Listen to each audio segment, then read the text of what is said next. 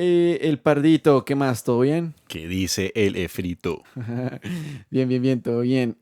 Oiga, tengo una pregunta. ¿Usted fuma? Ush, no, parce. ¿Y por qué? No, esa vaina sabe inmundo, huele inmundo, deja todo oliendo una mierda. ¿Cuál es? Ok, Sí lo ok. probé, muy chiquito, pero pues me acuerdo que sentí una sensación súper densa en los pulmones y no, Ok. ve a la gente y no sé. Sí, pues lo entiendo, creo. Pero bueno, esto que usted acaba de decir, a mí pues me parece re loco porque pues casi que todos sabemos que el cigarrillo hace eso. Y aún así, pues la gente sigue fumando, ¿sabe? Yo sé, parce. De hecho hay muchísimas cosas que muestran que es pésimo. Malo para la garganta, para el corazón. Puede dar cánceres de muchos tipos, afectar los pulmones, mejor dicho. Bueno, y además que deja un tufillo bien maluco. Uy, sí. Pero sí, todo eso es real y hay evidencia y hay estudios y hasta propagandas, esas etiquetas repaila que ponen en las cajas. Pero ¿por qué la gente sigue fumando? Exacto, esa es la pregunta. Como usted dice, si existe tanta evidencia, si existen los datos, si está la ciencia detrás de todo, pues ¿qué pasa? ¿Es que no creen o no entienden? Y pasa con todo, no solo pasa con el cigarrillo, pasa, por ejemplo, con el cambio climático. Hola, soy Efraín Rincón Y yo, Esteban Pardo, y esto es Shots de Ciencia. Hoy una historia sobre cambio climático, creencias y acciones. Shots de ciencia. Este cuento comienza porque hay un psicólogo noruego que se llama Per Spen Stoknes. ¿Cómo? Per Spen Stoknes. Y él dice que hay una paradoja psicológica del clima.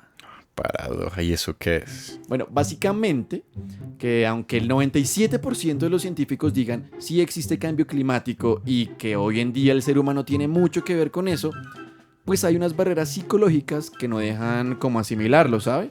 Sí, pues como el cigarrillo, ¿no? Exacto. Entonces partamos de dos vainas. La primera es que el cambio climático sí es un proceso natural. Ajá. Y la otra es que desde hace mucho tiempo el clima de la Tierra ha venido cambiando un montón. Ha pasado por momentos que son muy fríos Periodos glaciares. y periodos que son más calientes. Los interglaciares. Entonces la vaina pues es como frío, caliente, frío, caliente, frío, caliente, frío, caliente. Frío. Bueno, sí. El caso es que estos periodos duran miles de años. De hecho, ahora pasamos por un momento que es cálido, interglaciar. Ah. Y lo otro que es muy importante es que ahora somos nosotros los que más contribuimos a que la Tierra se caliente. Desde la revolución industrial, la temperatura empezó a aumentar a un ritmo mucho más rápido que el de hace miles de años. Espere. ¿Y cómo saber cómo era la temperatura hace miles de años? ¡Qué buena pregunta! Pues con una máquina del tiempo. ¿Cómo así? ¿Qué? No, espere. A ver. Check. A ver. Check. A ver. Bueno, no, ya. Pero no una máquina como la de Volver al Futuro, no. Es una máquina de cosas pequeñas y muy viejas. Una máquina que usa microfósiles para conocer el pasado. Microfósiles y otros restos orgánicos que nos permiten como viajar en el tiempo y reconstruir cómo eran los ecosistemas del pasado. Ella es Catalina González, la directora de un grupo de científicos que estudia la paleoecología tropical en la Universidad de los Andes. Yo me muevo básicamente en escalas de desde hace un par de millones hasta el presente. Y Catalina tiene un interés muy especial en el último ciclo glaciar. En los últimos 20.000 años, más o menos. Uy, pero eso es mucho tiempo. Pues claro, entonces ella y su grupo analizan estos microfósiles para obtener pistas de cómo era el clima en esa época y así entender el de ahora. Pero espere, ¿y el futuro? Ojalá. No, mi máquina no viaja al futuro.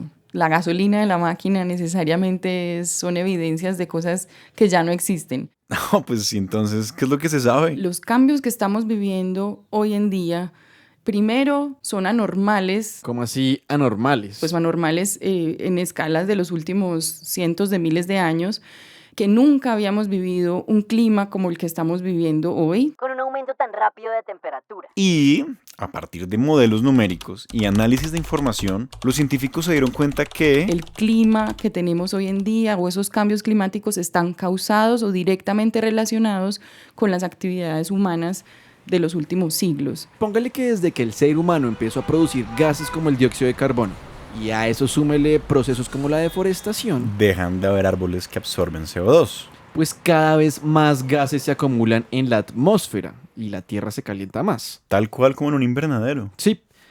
Y bueno, la cosa es que si no le basta a usted o al que nos escucha con que la ciencia siempre hable de esto, pues miren, aquí les trajimos a Catalina y sus estudios que demuestran que el clima sí cambia y que la Tierra de hecho se calienta más rápido de lo normal. Estás en lo correcto. Ok. Lo raro ahí es que con toda esta evidencia sigue habiendo gente que no le cree. O hay quienes creen o lo aceptan, pero como que sus acciones no son consistentes. Ok, pero entonces pues ahí es que entra el cuento de la psicología y la mente humana. Ajá, aquí entra ese cuento. Yo estoy muy interesado en por qué la gente piensa como piensa. Ese es mi área de trabajo. Él es William Jiménez. William Jiménez, soy profesor del Departamento de Psicología de la Universidad de los Andes. Fui a hablar con William para preguntarle por qué es tan difícil asimilar el cambio climático. El rollo comienza con el asunto de la evidencia y los hechos. Y es que estos hechos no son neutros, no están dados, sino que depende de una red social, una red de expectativas, emocional, también educativa. Ah, es decir que en nuestro contexto, pues las costumbres y lo que nos rodea afecta la forma en que pensamos y en lo que creemos. Más o menos lo que pasa en la política. Uy, sí, como los gringos. America, land of opportunity. Ajá. En Estados Unidos hay un montón de evidencia de que sí existe el cambio climático y que el ser humano tiene que ver con esto. Ah, Y está un grupo de republicanos radicales y está este otro grupo de demócratas que son más liberales. Al final, ambos tienen las mismas evidencias, pero unos no creen y los otros sí creen.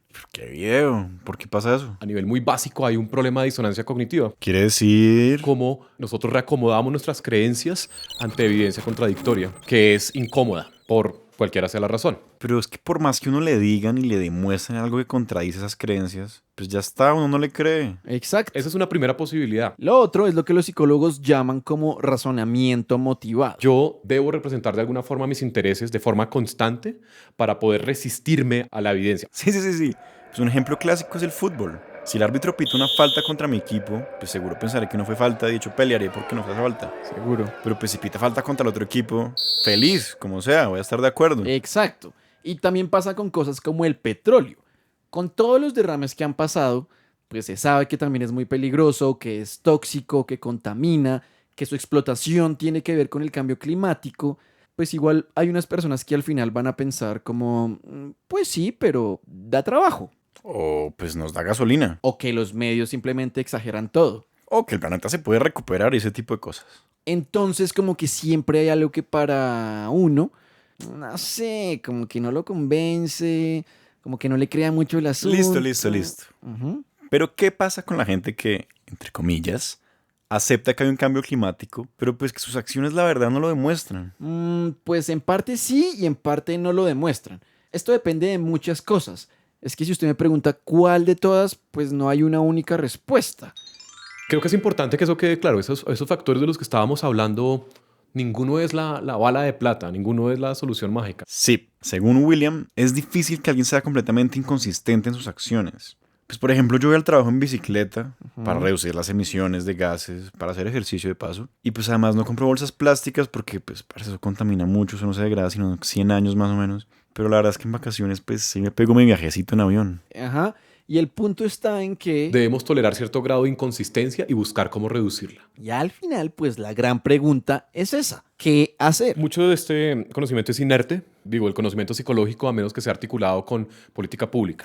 Y es que es algo parecido a lo del cigarrillo, cuando se evidenció que era malo para la salud, que era adictivo y dañino. Resto. Igual la gente seguía fumando. Hay que pensar en verdad qué es lo que hizo que el consumo bajara. Regular la conducta de las personas con cosas como no van a fumar más en espacios cerrados. Vamos a cambiar el etiquetado. Vamos a subir los impuestos. Como que se le dio a la gente, pues, si sabe, otro tipo de motivación. Las personas relacionaron esto con aspectos, pues, más cotidianos de la vida. Si usted quiere comprar cigarrillos, bueno, pues ahora tiene que pensar en que puede gastar más plata. O como a William. Yo era un fumador social. Pero qué pereza ir a mojarse afuera para tener que ser social mientras fumo. Yo no tenía una motivación intrínseca, entonces por defecto ya no fumo. Por defecto es la palabra clave. Y son este tipo de motivaciones externas las que de verdad modifican la conducta. Sí, pensemos en cosas como el impuesto a las bolsas plásticas o como en los peajes urbanos para evitar la congestión. Al final hay que preguntarse por qué la gente no acepta la bolsa plástica o por qué la gente deja de usar el carro. Por la multa. Más no porque uno piense que le está haciendo un bien al planeta. Quizás pensar eso viene pues después. Y digamos que estas medidas hacen parte de la solución, pero pues la gracia es que no dependamos de estrategias que actúen por defecto. Quizás se deba pensar en algo más a largo plazo. Sí, pues como la educación. Y con la educación, pues también la comunicación. Y pues, ¿qué un shot? shot De ciencia, de de ciencia, ciencia. sí.